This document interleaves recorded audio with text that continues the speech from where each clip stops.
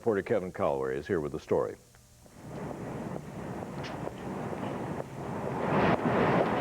The Museum of Science and Industry has exhibits ranging from dinosaurs to energy, operating on a budget of nearly $2 million. It employs 45 people and is funded by both a private foundation and Hillsborough County taxpayers. Peter Philippe is in charge of maintenance at the museum. He says he doesn't like what he sees and he doesn't like how money is spent. I've been here 17 years and I haven't seen anything like it. I mean, public money, it's misused. Foundation board misled. Just recently, the county commission being misled on numbers. Earlier this month, Philippe took his allegations to the head of the county's security force. The allegations included county vehicles being used for camping trips and personal trips to Miami, using county equipment to clean a sailboat, having a county worker do home repairs on county time with county parts and county equipment. I do not believe that there is information there that should be of alarm to the citizens of this county. Are there some things that perhaps judgment would say maybe you shouldn't have done? Maybe. The allegations are unfounded. The county vehicles have not been used for personal use. As for employees working on county time, Executive Director Whit Ostrenko says it doesn't happen. As for taking parts and equipment home, staff can use Museum Foundation equipment if they request permission to use that, and they can even use material goods as long as they replace those material items. That's part of our policy. Philippe has since alleged that a car was improperly purchased and that the selection process of the museum's 1 millionth visitor was rigged. It was fixed. Philippe says Ostrenko told department heads that he wanted a certain type of family for promotional reasons. That he wants this working class type, good-looking family, white family coming up, you know. But Ostrenko says that's not true. He says a grandmother from Punta Gorda hit the lucky number. No, in fact, our public relations department was in total control of that, and we had people out with clickers counting down the number of people. In Tampa, Kevin Calwary for the I-Team. Museum officials say if there are budget cuts, Mr. Philippe's job will be eliminated, and Mr. Philippe says that has nothing to do with all of this. Security officials say their investigation will be finished in a week or two. Still to come, it's draft time in the NBA, and Al Keck is going to be here with Who's Going Where next. Money and personnel. I-Team reporter Kevin Calwary has our story. I'm very pleased that the report has come back indicating that there are no significant problems of any sort at the museum. That's the word from Pat Bean, Assistant County Administrator. She asked investigators 2 weeks ago to look into allegations raised by Peter Philippe, head of the museum's maintenance department. His main target was Whit Ostrenko, the museum's executive director. Well, I think the allegations are unfounded. Those allegations, which could not be substantiated, included county vehicles being used for camping trips and personal trips to Miami, using county equipment to clean a sailboat, and having a county worker do home repairs on county time with county parts and county equipment. County investigators cleared Ostrenko and other museum employees of all improprieties except one, that having to do with the use of a county vehicle. Ostrenko had used a county car for personal errands. The one issue does relate to use of the car and how that relates to auto allowance, and he has written a check to pay back for the one incident where there was a question. In Tampa, Kevin Calwary for the I-Team. Investigators said that they were unable to substantiate the other allegations, which included improperly purchasing a car and rigging the selection of the museum's 1 billionth visitor. The allegations were made by an employee who learned. Health professionals say AIDS is no longer just a disease among homosexuals. It is the 9th leading cause of death in Florida, and this is not a story about what's right or wrong, but a story about health. The News Center 10 I-Team has discovered a place in Tampa that's been open for 20 years. Few people know it's there or know what happens inside, and tonight we're going to tell you. It's a bathhouse for homosexuals. Consider this a warning about sensitive material to follow. It's in graphic detail. I-Team reporter Kevin Calwary is in our newsroom. Kevin? John, we have found a business in Tampa that caters to people who want the kind of sex that can kill them. The place is Club Tampa. It is a 24-hour, 7-day-a-week haven for anonymous, multi-partner gay sex. Club Tampa is not unique. There are many of these so-called bathhouses around the country. We start our investigation with a quick look from coast to coast.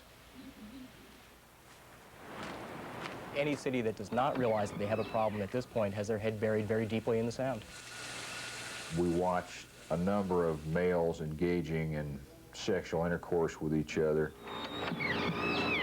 We are restricting high-risk sexual activity. It's prohibited. They were promoting anonymous, multi-partner sex on the premises. The disease is spreading to the general community as well. We're after stopping an activity that can kill people. There's no doubt that what happens in a private bathhouse, a public bathhouse, known for its open and kinky sex. It's a gay health club. We're just a small business. We're here. We're not trying to push a point. But there is a point. It's not morality or anyone's civil rights. It's the spread of a deadly disease. For the last 2 decades, some of the most sexually promiscuous men in the area have visited Club Tampa. They're not all homosexual. Some are men who go home to their wives and girlfriends after they've been inside. So just what is inside? First, we asked an undercover detective with the Tampa Police Department. The guy laying on the bed was groaning and moaning and carrying on. In 1982, 7 policemen went into Club Tampa to investigate illegal sex acts.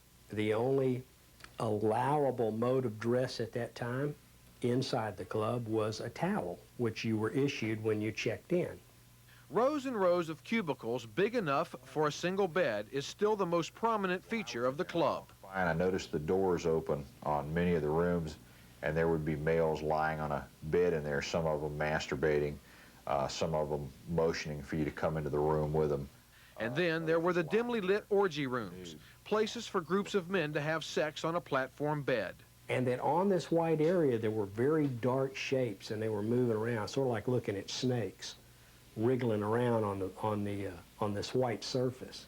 In another room is a whirlpool. At the time of this raid, a sign prohibiting sex was posted above the spa.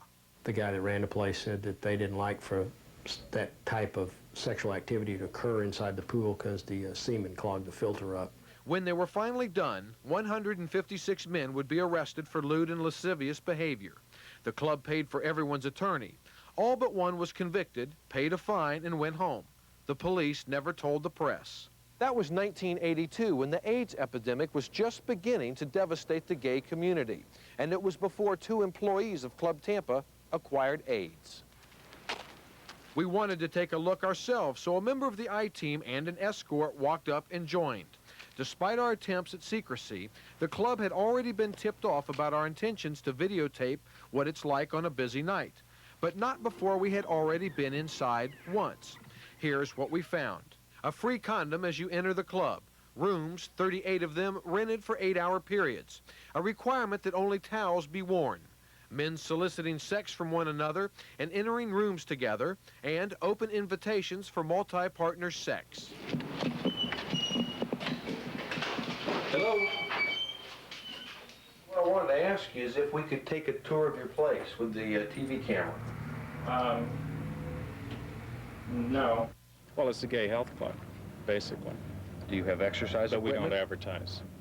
We have a couple of Nautilus machines, which basically most people don't use that much. Manager Jim McPeak says Club Tampa is a place for gay men to feel uninhibited. Do they come here to have sex with people? I'm sure that happens. But a lot of people honestly come here because it's the only place for them to hide out from their bosses and their families and lovers, whatever. The thing about this place, you know, if you wanted to close these places, all you're going to get is an influx of activity in much more public areas like the parks and things. New York, San Francisco, Miami. Officials there have either closed down the bathhouses or forced them to change the way they do business. In Tampa, they inspect the whirlpool twice a year, and they do weekly testing and counseling with the patrons. John? Kevin, technically it's not illegal, is it? It's a private club. But why has the health department not been more attentive to it? Well, they're doing as much as the law permits them to do. And as you'll see tomorrow night, officials from Miami, New York, and San Francisco will tell us what kind of ordinances there should be on the books and what the health department and city government should be doing. Very provoking, Kevin. Thank you.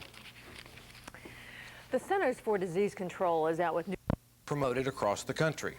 Public health experts from San Francisco tell us that if this city waits for a body count to get officials motivated, it has waited too long.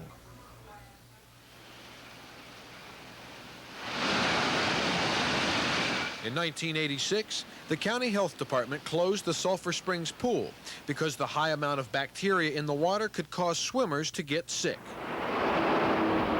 However, months before, an undercover police detective alerted them to a place where people were exposed to an even deadlier threat: AIDS. I went and talked to the health department. I think I talked to him before the AIDS scare. But nothing happened. Club Tampa is still doing business in the shadows of the health department, a 5-minute walk away. Chuck Keene of the Tampa AIDS Network says he's never been in Club Tampa, but says bathhouses are all the same. Everywhere around the country they call these health clubs. And clearly it is a disguise for what in fact are places where there is both safe and unsafe sex occurring. And it's the unsafe sex that has caused alarm nationwide. Sex with strangers, sex with numerous partners, sex without a condom. It's become much less of a private matter, much more of a matter of concern for local government. But here in Tampa, we don't see the local concern. On a recent visit to Club Tampa, a member of our I-Team was given a towel and a condom as he entered the club. Only the towel was required wear. We saw men entering private rooms after publicly made propositions of sex, and a naked man soliciting sex from inside an open room. Club manager Jim McPeak. You don't have any multi-sex activity in there? Not that I'm aware of. If there's anything, if people are playing in public, they get stopped, or they're supposed to get stopped. Every 15 minutes we go inside, we check, make sure nobody is doing anything. Back in the mid-'80s in San Francisco, it was known as the Bathhouse Wars. It was one of the cities hit hardest and earliest by the AIDS epidemic. Gay bathhouses became the focal point where sexual freedom collided with public safety. Brothers and sisters, that is the first step to fascism.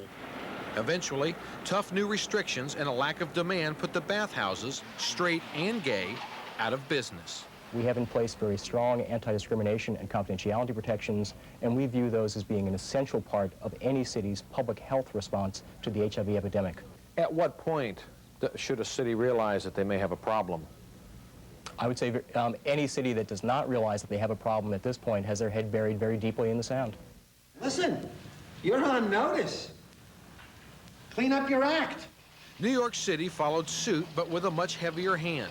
They padlocked the doors to sex clubs and succeeded only in driving the behavior elsewhere. And last March in Miami, a newspaper report graphically depicting unsafe sex at the Club Body Center provoked a county ordinance that spelled out what unsafe sex was, made it illegal, and threatened any sex club with closure if it allowed it to continue. And we're hoping to allow the continuation of the positive role as a community center, as a center for learning, and just get rid of the negative role in promoting the anonymous sex, multi-partner sex. 10 years ago, this disease was unknown. Today, it is the 4th largest killer in Dade County. It turned out to be a lot less controversial in the end than I thought it would be, and I think because the responsible leadership of serious gay groups came forward and said, it's our friends that are dying, and each year we have less friends. The Dade County ordinance prohibits private rooms and sex without condoms in a club. It also requires brighter lighting. But here in Tampa, the fire marshal doesn't even inspect the building to make sure it's safe because his office doesn't know it's here. However, the director of the health department says his staff not only inspects the hot tub twice a year, but also educates the patrons about the dangers of AIDS. We are very concerned about transmission of diseases in bathhouses. Believe me, we are. They now conduct a weekly clinic at Club Tampa, but Sims says bathhouses are just a small front in the much bigger battle against AIDS. We believe that the best weapon to combat the AIDS epidemic is education, education, and more education. We basically have been scaring people, excuse the expression, to death by putting up posters and information. That's a part of it. Dr. Don Francis of the Centers for Disease Control says you just can't stop with education. If you did a survey of gay men in Tampa right now, you'd find that they're very educated, but we know very well that education doesn't translate into behavior change. I think clearly you just can't get away with hanging up posters and passing out condoms. So is shutting down any place, gay or heterosexual, the answer to controlling AIDS? All the experts we've talked to said no. The answer is stronger regulation of the clubs and aggressive education to change sexual habits. Cheryl? Kevin, don't police usually crack down on this kind of behavior at these kinds of establishments? Well, locally they did twice in the last 20 years, and we learned late tonight that city council members have spoken to some high-ranking police officials, and we'll have more on that tomorrow night. Okay, Kevin, thank you very much. Inside this private club, men engage in multi-partner anonymous sex, which is considered by the experts to be one of the most dangerous conduits of the AIDS virus. I-Team reporter Kevin Cowher is in our newsroom tonight with an update. What have you got for us tonight, Kevin? Well, John, the reaction so far to our series by elected city officials has been twofold. First, shock that there is such a club, and secondly, disbelief that it has remained open. But before we get into that, we thought it curious that when it comes to sex, the city of Tampa seems to have a double standard.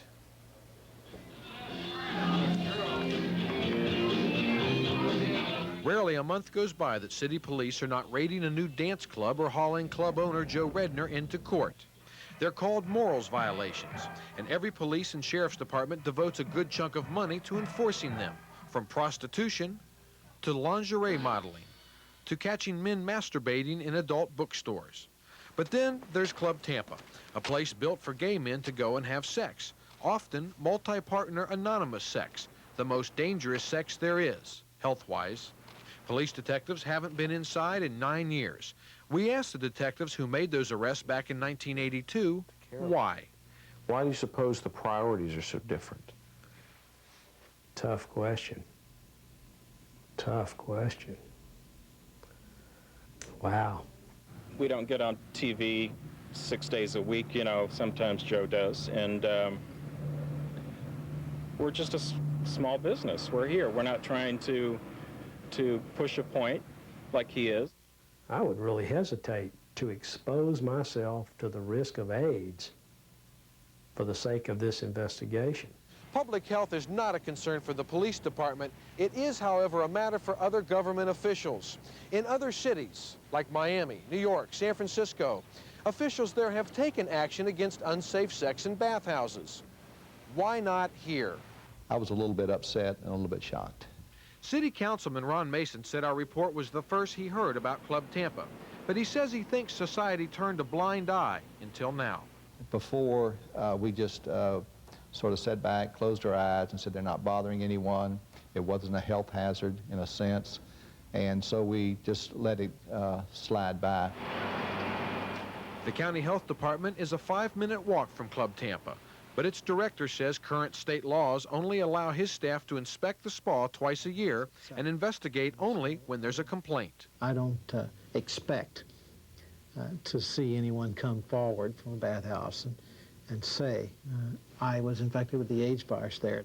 His office currently does testing and counseling there, but Sims says he would do more if local laws were changed. If there are activities that are occurring locally in the bathhouse that we're unaware of, that you suggest are occurring, perhaps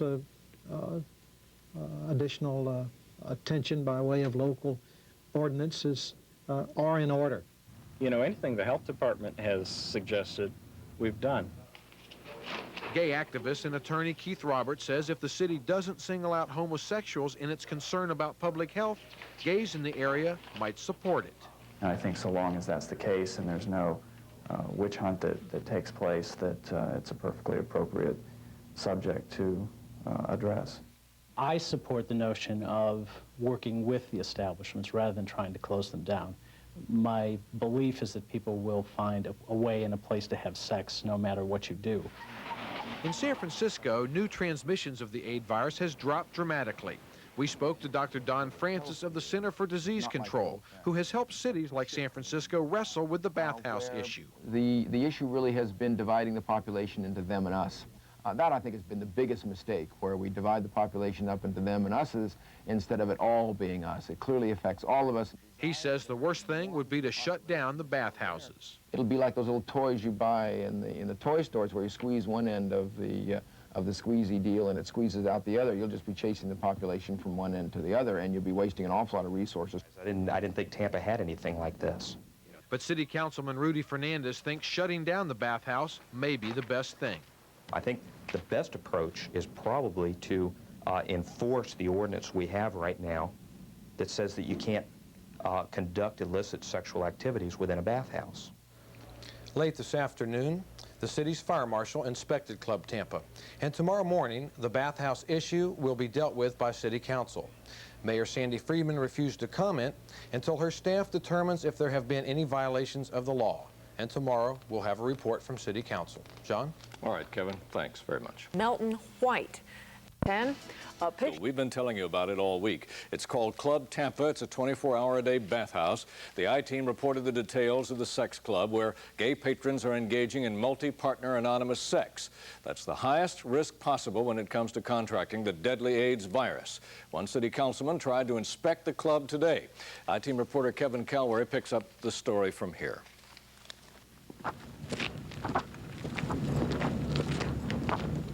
I would like to see if we really have a health problem here, and I've been assured by your film and other people there is a health problem. My name is Ronnie Mason. I'd like to come in and look over your facility. Is that possible? Yes, sir. Sorry? No, you can't come in. I think we've given him a message. I think he knows that things are coming forth. To me, it would have been wise to let me look at the facility and then make a decision. It doesn't matter whether this is a homosexual or bisexual or trisexual, whatever it might be. It's illegal, it's illegal. Several weeks ago, a member of the I-Team, along with an escort, visited Club Tampa to see what goes on in there on a busy night. Here's what we found. A free condom as you enter, rooms, 38 of them, rented for 8-hour periods, a requirement that only towels be worn, men propositioning one another and entering rooms together, and open invitations for sex. During this morning's City Council meeting, Councilman Rudy Fernandez, who's already done research on bathhouses, advocated using the city ordinance that's already on the books. People can't touch or fondle one another, and that any activities which are sexual in nature are to be prohibited. City officials, ranging from police officers to council members to attorneys, will spend the next 2 to 3 weeks studying the bathhouse issue and talking to officials in other cities about how they handled the problem. In Tampa, Kevin Calwary for the I-Team. Councilman Mason says he'll come back with at least a partial report on his findings by next Thursday's council meeting. And in the meantime, city inspectors will continue checking Club Tampa. A mixed report card tonight from the Centers for Disease Control concerning the health habits of Americans. A new CDC study. Center 10 I-Team is going to show us a school where people from all over the world have graduated, not after hard work in 4 years, but in a couple of hours with a little cash. Kevin Calwary is in our St. Pete newsroom with a story. Tell us about this place, Kevin. Well, John and Sue, what we found is what some people are calling a diploma mill. We found that the best test it gives can be passed by a 12-year-old, and it will even get you into college or the Army. To find out a little more about it, the I-Team sent its college intern back to high school.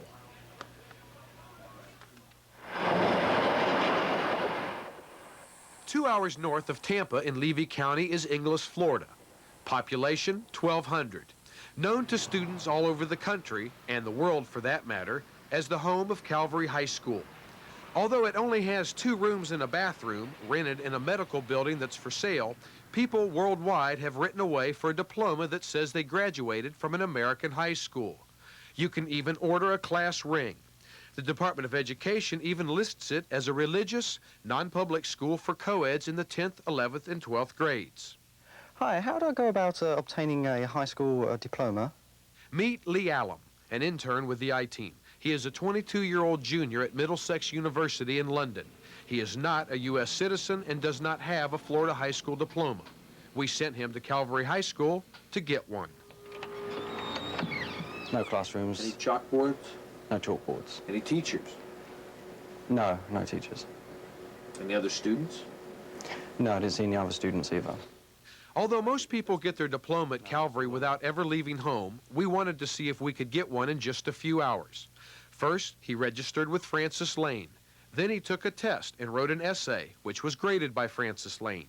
He graduated. And of course, it was Francis Lane who typed his diploma and his transcript. All of this for just $60. After the grading of the test, she had informed me that I was a graduate of Calvary High School. All of that took 2 hours and 55 minutes. When Allen left, he left with 24 high school credits on his transcript and a 3.6 grade point average. Florida law requires that students in public schools spend 150 hours of class time for each credit hour, but not at Calvary. Allen only spent 7.5 minutes per credit. What's your assessment of the difficulty of the test? I think it's very elementary. Tony McClure, the mayor of nearby Yankeetown, is outraged by the school and by the final examination it gives. I've given it to a nephew that was going to be a sophomore in high school. The sophomore made 100% on it. And we gave the same test to 7th grader Chaz Younglove. It took him 2 hours. He scored an 85%. It was basically pretty easy. Some of the problems were similar to some I had in school. Here's a sampling of questions. Art appreciation. Look at this picture and identify the blind man. Reading comprehension. Read this story and tell what city and state it takes place in. Math. Add these numbers. 923, 18, plus 407. And pick one of these 4 answers. Are you Mrs. Lane? Yes, I am, but out, please. We can't talk to you about your high school? No, not without permission from the principal. The principal is the Reverend Ross Drysdale, minister of the First Pentecostal Church of Inglis. He's certified to teach history, German, and the Bible, and that's all he needed to open this school. He refused to grant us an interview, but said we could submit questions in writing to the church's Board of Trustees. Will Irby, head of the school system here in Levy County, says schools like this exploit uneducated people and do a disservice to students, employers, and society. To prove the superintendent's point, we first sent Allen and his diploma to the Army recruiter's office to enlist. The recruiter said the diploma would do nicely. Then we sent Allen to enroll in college. The counselor at St. Pete Junior College also said the diploma would suffice. My office gets complaints about schools frequently, but we can't do anything about them. And because we can't, I don't even keep a record of them. It is possible to begin seeing a pattern, and that is what has happened with this particular school, that I was getting calls about the legitimacy of the school from all over the country. State education officials say they cannot monitor schools like Calvary because the Constitution mandates a separation of church and state. Also on Saturday, officials at the school mailed us a letter stating that they do not accept children, that they do have volunteer teachers who work with students, and that their graduates do as well as any graduates any high school in the state. Where does this leave education officials in Florida, Kevin? What do they do now? About an hour after we interviewed them, they asked the Attorney General's office to begin an investigation of the school. All right. Well, we'll check in with you later on this. Thanks very much, Kevin. Fascinating story. Well, Dick Fletcher joins us next. He has his eye on the tropics. September has that bad habit, you know, of being a busy month for storms and hurricanes. Dick Fletcher will be back in a moment. But we'll send you a high school diploma in the mail, and the Florida Department of State says there's nothing that can be done about it. Kevin Calwary will tell you. Hey, Joe, This is a high school. What proceeded to happen next? If you are going into a third world country... So is this. Calvary High School is a 2-hour drive north of Tampa in the town of Inglis just past Crystal River. It calls itself a correspondence school for those wanting a high school diploma without doing all the work. The demand has boxes overflowing with mail from across the country. We have no authority to look into the education provided by non-public schools. But we did. Lee Allum is a college intern with the I-Team who walked in wanting a diploma, took a test, got a diploma and a transcript, paid $60, and left a graduate of Calvary High. They even said he could buy a high school ring. How long did it take you to enroll into high school, gain 24 credit hours, and walk out with a diploma? All in all, it took me about 2 hours and 50 minutes for the whole thing. Here's some of the test questions. Who is the central figure in this painting? Read this story and tell what city and state it takes place in. And even the math questions are multiple choice. And if you take the test at home like this 12-year-old who passed it, you have to sign an oath that someone watched you make sure you didn't cheat. What's disturbing about this is the fact that we found you could use this diploma to enter a community college, the Army, or fool almost any employer who requires a diploma or a GED. In fact, Calvary states in its literature that no one will be able to tell how you earned your diploma. Well, we need to ask you a couple questions. We had a student come here and I'm take... not authorized to answer any questions, please. That's Francis Lane, who gives the tests, takes the money, and issues diplomas. But the Reverend Ross Drysdale is the principal. He has a teaching certificate and is the preacher at the First Pentecostal Church of Inglis. He refused to grant us an interview, but said we could submit written questions to the church's Board of Trustees. But it's the church that sponsors the school, and it's the separation of church and state that keeps Department of Education officials from doing anything. At this point, that's not our intention to become involved, certainly not with religious schools. Non-public schools in Florida just submit a survey telling the state the address of the school, the name of the director, and what grades it teaches. So as far as we know, a school is as it presents itself to us in that survey form. And although calls from all over the country, and even the Saudi Arabian embassy, have convinced officials that the education at Calvary is questionable, they can't even investigate. It has to be looked at, and it has to be looked at through some other agency's authority because the Department of Education simply does not have it. In Inglis, I'm Kevin Calwary for the I-Team.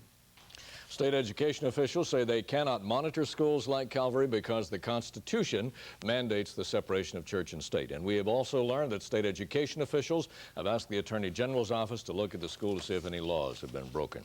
Coming up in a moment on News Center 10. A horrible lesson today in North Carolina. A business chains its doors. Its fire exits doors, and more than 24 die. Also ahead, Dick Fletcher tonight tells how our weather will be influenced by a potential tropical disturbance. In a moment.